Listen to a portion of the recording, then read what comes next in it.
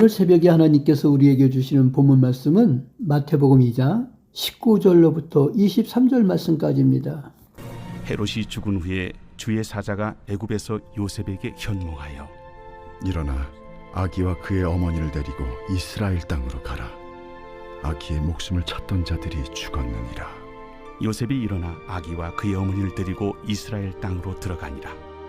그러나 아켈라오가 그의 아버지 헤롯을 이어 유대의 임금됨을 듣고 거기로 가기를 무서워하더니 꿈에 지시하심을 받아 갈릴리 지방으로 떠나가 나사렛이란 동네에 가서 사니 이는 선지자로 하신 말씀에 나사렛 사람이라 칭하리라 하심을 이루려 함이로라. 아멘. 아멘. 예수 그리스도께서 애굽에서 갈릴리 나사렛에 오신 사실과 거기서 성장하게 된 모든 사실이 이미 선포된 예언의 성취임을 명백히 밝혀주고 있습니다. 여기 예언이라고 하는 말은 히브리어로 나비라고 하고 헬라어로는 프로페테스라고 하는데 하나님의 뜻이 무엇임을 그의 백성과 세상에 대하여 말하는 것이 바로 예언입니다.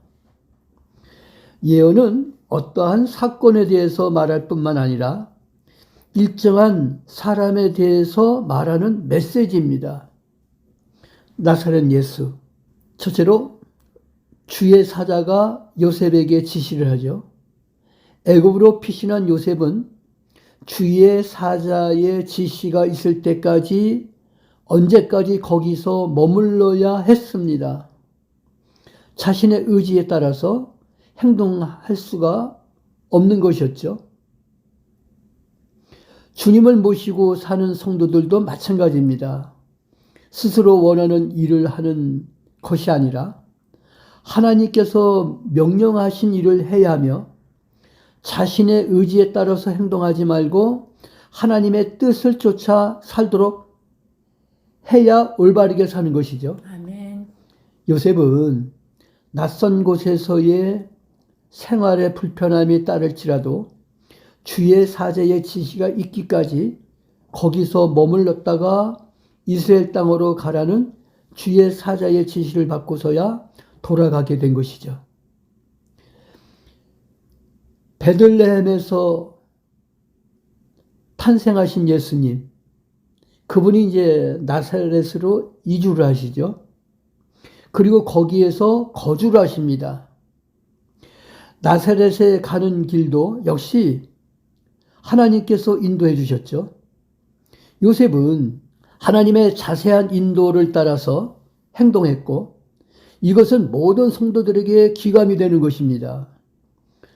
하나님의 지시에 따라야 하나님의 뜻이 온전히 성취가 되는 것이죠.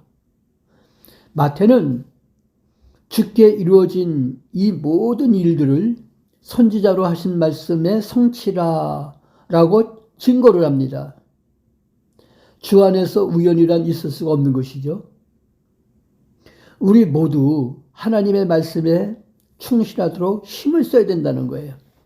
하나님의 말씀은 온전히 이루어지게 되는 것이죠.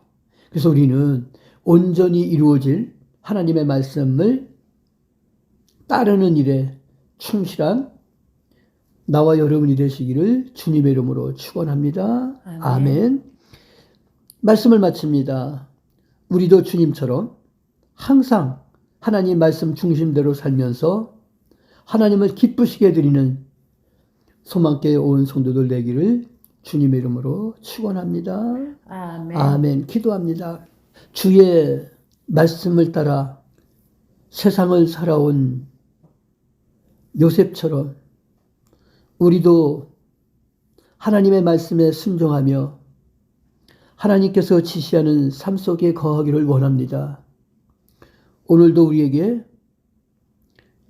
말씀하시고 그 말씀을 따라 우리의 믿음의 행동을 옮기는 거룩한 주님의 백성 되게 해주시옵소서. 아멘. 오늘도 우리의 삶 속에 오셔서 우리에게 은총을 베풀어 주시고 하나님의 말씀대로 살 수 있도록 성령께서 감화와 감동과 위로 충만하심이 있게 해주시기를 바라고 원합니다.